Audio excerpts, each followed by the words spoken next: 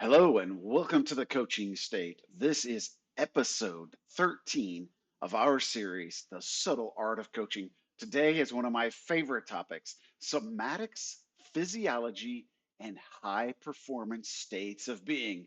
Now, what the heck does all that mean? Well, let's try it out for a second. What I'd like you to do is push back from your table for a moment, wherever you're sitting, put your feet flat on the floor, roll your shoulders forward. Take your forehead and tilt it down towards your knees. Put your hands in your lap and squeeze. Completely pull your whole body down like you're trying to curl up into a ball. And while you're doing that, at the same time, try to feel really, really excited. Feel happy. It's a great day, but without moving, you got to be in that compressed position and try to feel happy. Pretty challenging, right? Okay, shake that one off. Now take a moment, lean back, tilt your head back slightly, extend your arms, placing your palms upwards, look up to the sky, and in that position, try to feel depressed. Terrible day. It's so sad. Hard to just even move, right? No, it's not. The key here is states of being, especially high performance states of being, are linked to our physiology. It's in our somatics. How we move, how we stand, and how we breathe are all deeply wired into our nervous system and affect our states of being. Our state of being simply meaning how we feel in that moment. Do we feel confident? Do we feel powerful? Do we feel weak? Do we feel meek? Do we feel like pulling back? Now, there's a lot of science to support this beyond just our little sample test there. There was a study done called Victory and Defeat Across Cultures. And this studied blind people who were born blind and how they moved their bodies, and they studied athletes who were blind. And even though they had never seen someone finish the 100-meter dash, cross the finish line, and throw their hands up in victory, that's exactly what they do. They've never seen anybody else do it. Nobody tells them to do it. It's automatic, it's natural. When they're defeated, oh man, they they they shrink down. Their shoulders come in, the chest compresses, the stomach compresses, and they slump over. That compression then affects their state of being. In 2015, a study done at the University of Auckland had participants do a stressful task while sitting. One group was told to extend their spine, pull their shoulders back, soften their chin, and do this task. The other group was told to bend forward, to slump, is what the term that was used in the study. The slump group, when challenged with this task, had lower self esteem, a worse mood, and they felt more fear. While the group who was told to extend upwards and outwards, basically bring your chest up and out, shoulders back, extending the spine, had higher self esteem, a better mood, and less fear around the stressful task. Now imagine this was just a single instance of one task. Imagine going through your whole day like this. At the University of Zurich, there was a study done that showed posture changes feelings, and it actually changes it more reliable than the hormones.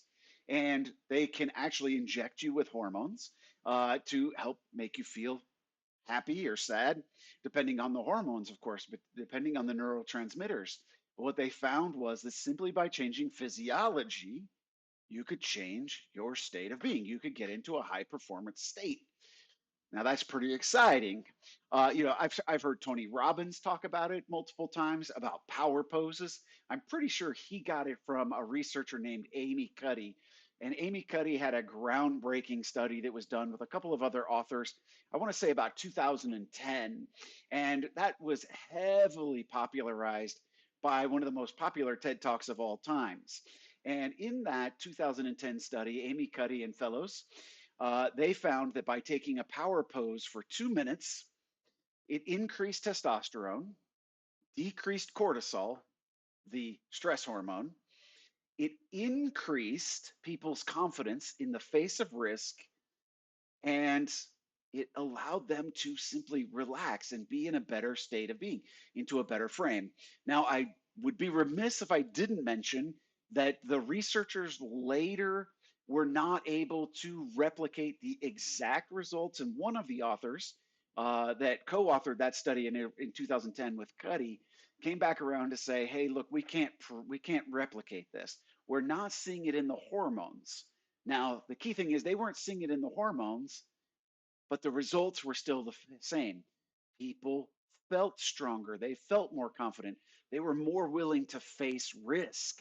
There have been studies done where, even in risky situations, people who are in that closed position, they bring the shoulders down, bring the chest in, rolling in, that they are much less likely to face any form of risk. Whereas people who are up and out don't even start to consider things a risk until they're much more severe.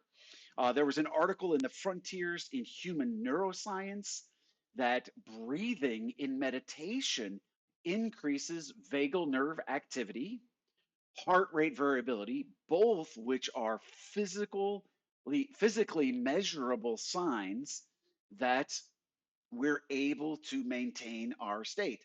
So, breathing, such as meditation, different styles of box breathing, there's a lot of breathing being taught out there, different methods, box breathing, breath holding, people like Wim Hof, Kundalini Yoga has a lot of very powerful breath called breath of fire.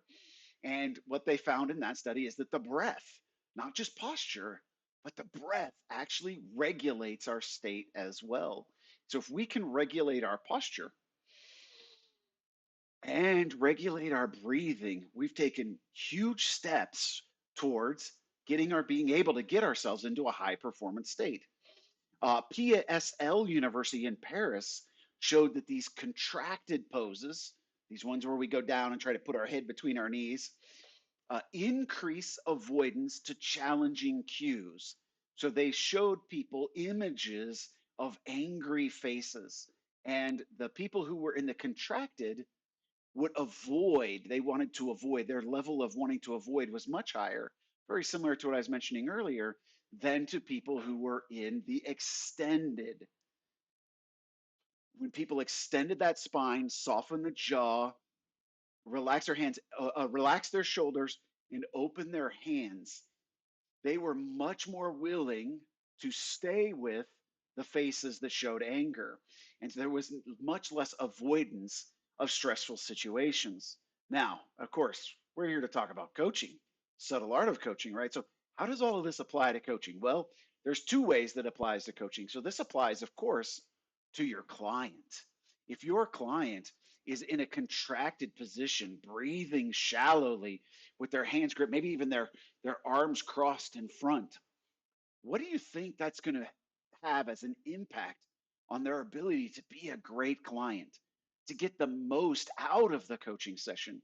Well, I say it's going to really hamper that. It's going to limit it dramatically because they're basically getting in to a subtle fight or flight mode. They're going to avoid risk. We want people open. We want them in a high performance state. We want them breathing fully and deeply as appropriate to really step into those risks. Because as coaches, we're asking risk based questions. What are they willing to put forth to get what they want? We're asking them to face the unknown. And the unknown, according to the nervous system, is risky.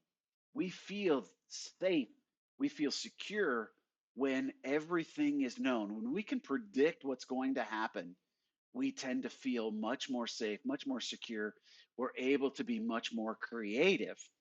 When we're contracted, when we're in a little bit of fear, when we're in a little bit of resistance, this leads to much poorer coaching sessions. So, first, what we can do with a client, we can do a somatic snapshot. And a somatic snapshot I often use as part of an as if question.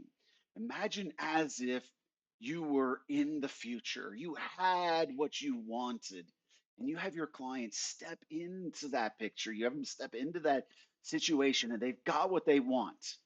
they've achieved it, they're successful, or they're well on their way. They're more of how they want. And then I just have them do a quick snapshot. So as you stand there feeling the feeling of success, what's your spine length like? Is it extended? Is it contracted? Check your shoulder tone. How are your shoulders? Are they relaxed or are they tight? What's the jaw like? Feel your jaw. Just relax your jaw for a moment. Just let it move around just a little bit.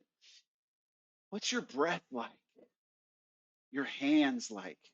And ensure that all of those in the snapshot, that lines up with the feelings, with that moment in the future where they're stepped in and feeling it, that all of those feelings align with the physiology, because we can enhance it. Because if they step in and they're like, oh yeah, this feels really good, and then we have them extend, relax, relax, open, and take a deep breath, it's really going to turn up the power. Anytime I see a client starting to go to those contracted positions, I'll invite them. Hey, take a moment, pull your shoulders back, breathe into that. What's different now? What comes to your mind now? Use some subtle leading. Now, we talked about, I mentioned a little bit ago, what does this mean for the coach? Well, as a coach, we can mirror. So when I see my client start to contract, start to pull in, start to tense up, start to breathe shallowly, and with most coaching happening now on Zoom or other video-based platforms, we can see these things. And when we do, we can set the mirror, we can set the model, we can model it for them. If I see my clients start to breathe shallowly, I take and pause, a nice deep breath to give them a moment. Most people will follow you if you really have rapport. And so model that appropriate. Now, not always are we wanting to be wide open. That's great when we're in dreamer mode, when we're creating. When we get to action steps, we want to be a little bit more forward, a little bit more direct, a little bit more energy. Can't really see my arms here, but a little bit more energy from the center, from the belly. Draw from that energy. When we get into the heart space, when we get talking about values, bring that chest out, soften, pull the shoulders back. Mirror this for the clients to help them learn by example. We have what's called mirror neurons. Mirror neurons is how we learn. We learn automatically by watching other people do things. So if I model it, I give my client the opportunity to access, especially when they're in a high performance state, to access their mirror neurons, tap into what I'm doing, and to be able to then mirror that. They'll start to mirror it automatically, and you'll get the benefits. Now, I also do a fair amount of what I call just in time coaching. These are a little bit more informal coaching sessions. My normal coaching sessions, full formal coaching sessions, as I refer to them, are about 45 minutes in length. Now, often I do coaching in other situations where I've got 5 to 15 minutes. I often do this style of coaching when I'm in person. I do it when I'm doing corporate. I'm observing. I'm walking with somebody to a meeting to observe them, walking to and from a coaching session. I absolutely use this. I model it to give them the mirror, and I invite them through. Hey, as you're doing this speech in front of the leadership today, what do you think is the most effective way to stand? What portrays what you want to communicate? And it's almost always extended spine, soft jaw, shoulders back, shoulders soft, hands open, arms relaxed. I've never had a client, oh, well, I tense up, I get tight, I get in my turtle shell, and I can barely speak and breathe. This is stress, this is tension. It doesn't work. Listen to my voice, even. So, again, I'm modeling it, but I'm inviting them into this conversation of posture. I'm cueing them in. What are the best ways to stand, the best ways to move, the best ways to speak? How do you project your voice? How do you align your posture in a way that allows you to project your voice in the way that you want to? You don't always need that powerful, in your face presentation. You might, if there's sympathy, if there's empathy, if there's understanding, it might actually be a little bit back and soft, but it's very relaxed. It's very gentle. It may not be that power pose. It may be slightly different, but that question invites the client in. Now, I also mentioned earlier, I said, coaches can use this. Coaches, before you enter your coaching session, take a moment and in whatever way you want to, check yourself, check your posture, check your breathing. I've seen all kinds, head to toe types of check ins. Check your feet, check your knees, check your hips, all the way up, or start from the bottom and work down, breathing down into the earth. I'm a Kundalini yoga instructor. I've learned lots of breathing techniques One of my over the years, one of my favorite simple ones is just a box breathing. 4 seconds in, 4 seconds hold, 4 seconds out, 4 second hold. I do that for about 15 to 20 seconds, and I find myself in a really nice, comfortable, high performance state. It clears it out. It clears out whatever I was doing before. I also do it right before I start a video, such as this video. Now, there are also some coaches and some schools of coaching that teach coaches to invite your now, Mr. Client, take 3 deep breaths with me. Now, I personally, personal preference, I don't like to do that so much. I might model it, I might ask them how they would breathe. I tend not to direct the breathing though, unless it's sort of an emergency situation. My client starts to have a mild panic attack in the moment, like a little bit of overwhelm, and they suddenly start to, sound like a panting dog a little bit. Joe, take a moment, slow down your breath, take a nice deep one, let that go. I might do it in that case, but I don't come into every session with, hey, put your feet on the floor, hands on your knees, take 5 deep cleansing breaths with me. It's not my style, it's not my preference. It feels a little directive to me. It feels a little bit feel like I could break the rapport with somebody if for some reason, whatever method I'm using around the breathing triggers something for them. Certain niches of coaches may run into this. Like it just it just doesn't fit for the person. So I usually invite them, hey, how would you in 30 seconds get yourself fully ready for this coaching session? Now, of course, I'm in my power pose. I'm in my upright position. I've got my spine extended, my jaw relaxed. How could you get in? And I go with them to do it. I'll sometimes ask a client, hey, would you like to open with a little bit of preparation, or do you want to just hit the ground running? I co-create that scenario. I co-create the relationship with each and every client.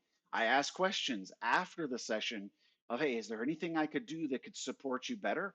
And I have had clients who are like, hey, I'd really like to do 30 seconds or a minute of breathing. I've had clients who like to pray before and after a session. There's lots of ways clients like to do it.